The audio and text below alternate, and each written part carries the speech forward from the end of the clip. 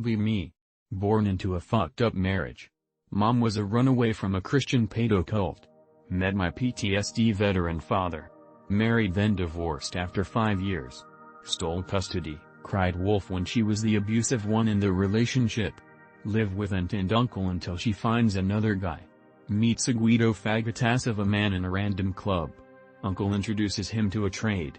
Exponentially become a pawn inside their power-tripping toxic alcohol-fueled debauchery. She never marries him, hated his family vice versa. Mom cucks her boyfriend in their business. Boyfriend's credit ruined due to obsession with sports cars and vacationing, not paying back loans. Guido faggot attempts bonding with me through the years. Witness countless acts of assault, rape, cops showing up. BPD mother always second-guessing, never pressing charges, covering up bruises with makeup, cops never gave a shit. Developed chronic insomnia from ages 6 to 16 as a result of their sporadic TV novella screamo fighting. Sleepless nights and going to bed with a 160+ heart rate almost every night as a damn child.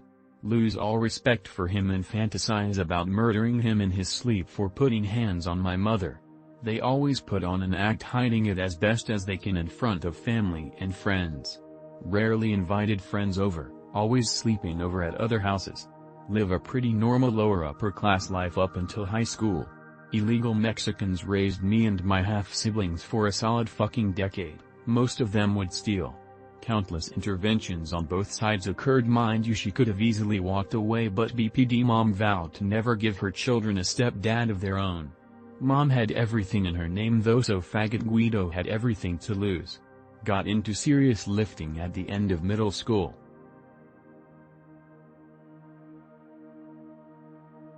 Be me. A loser incel who really doesn't like going outside. Parents been living in Korea for about 16 years, brother also lives there. He's baby just turned 1. Be happy that I can finally be the based uncle I wanted to be. Little shit turns out to be annoying as shit. First night staying at their little prick, cried till 5 a.m, thought nothing of it and still was determined to be the best uncle. Little shit pukes on me while I was trying to play with him. Still trying to be the best uncle. Learns this prick likes being outside. I have to take him out to the park 5 times a day. Moms will walk up and try to start small talk. I'll just look away and start sweating while listening, hoping to God they don't ask me a question. Every time we get back in the house the little prick cries while I'm trying my best to not have a panic attack from all the social interactions. Can't take it anymore, but I still have to take care of this prick for a month. Any legal way I can throw this baby into a truck? Be me. Approach a girl in a park a week ago. Talk a little. Suggest we go have a drink or coffee or something. She says a bunch of excuses why she can't. Anyway, get her number and she says she's coming to my city again 2 weeks later and that we can do something then. Text her 2 days later, hi. She replies hours later, hi. I text half an hour later, how are you? A few hours later she replies, good, how about you? Now I was the busy one and replied several hours later, I'm good too. The next day I text, which day can you meet? She replies many hours later, but the same day, I'll check and let you know. I text her almost immediately. 2 minutes later, just came home after a bicycle trip. No reply to that text. No text about when she can meet, even though this was 4 days ago. I haven't texted because I think it's her turn. What do? Should I text again? Should I forget her? Or will she text me when she comes to my city again, or maybe a day or 2 before? We met a week ago and she said she's coming back 2 weeks later, so that's in a week.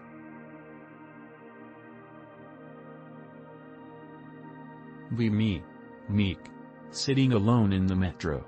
Girl seats next to me. She's giving me her back, facing the hallway section of the train. There's other free spots to sit. Confused and bothered, but I decide to ignore her. People notice this as they are having a hard time getting through. Few stops later she finally moves. Some simp tells her cool hair sister as he's leaving. Some other queer asks her if everything's alright. Become furious. Do nothing. Ignore them and leave as everyone there thinks I'm the bad one. This shit isn't okay. What would have been the best thing to do in this situation? Me. Change friend's phone to have talk back on as a revenge x2 for going through my c.I chats. She has an anxiety attack and goes home. I harm myself because I feel like shit because of it. Apologize with a light-hearted ukulele apology soon? Still a bitch. Then learn she was talking behind my back about how I was irresponsible with money and bad at school. Get all depressed because she was one of my best friends and I've known her for a year. Think of kilometers, sh and knitting on my meds. Sent my rant on Twitter about it to my BF so they all understand what's going on. No one really responded to it. 2 days pass and no messages for the bitch. Feel like shit again because no one cares for me. Send some advice. First ever post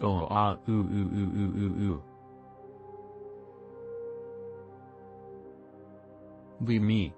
Go to a youth volunteering program on summer. People from all over the country, Spain, go there. Meet a super cute girl.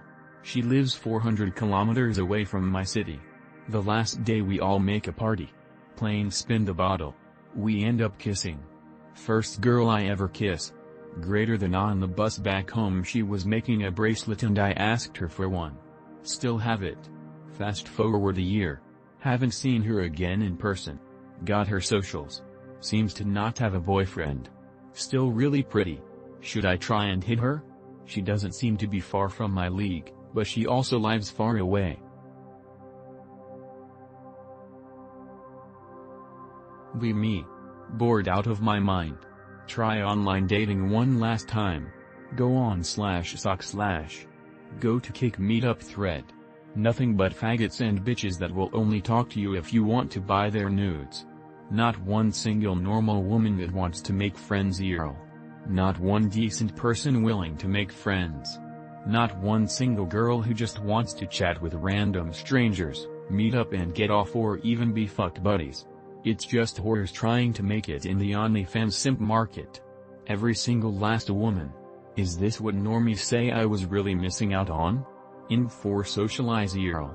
I can't say anything interesting enough to take their goddamn eyes off of their phones. They're also visibly uncomfortable and don't want to be approached.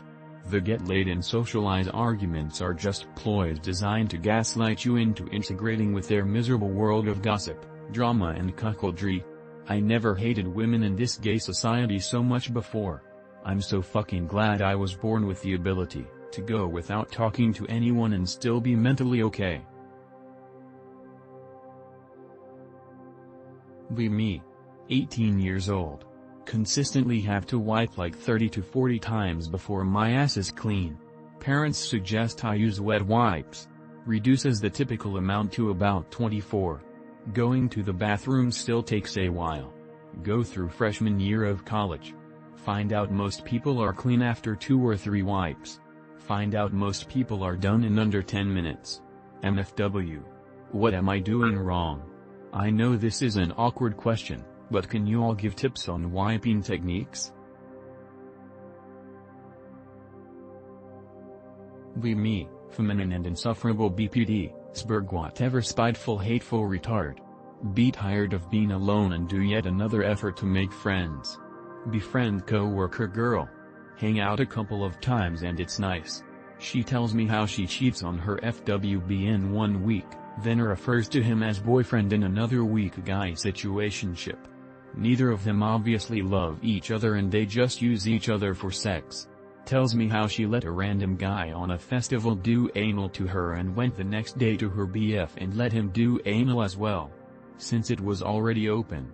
Keep trying to give her advice and to break up and not do anything with any moids until she heals her insecurities.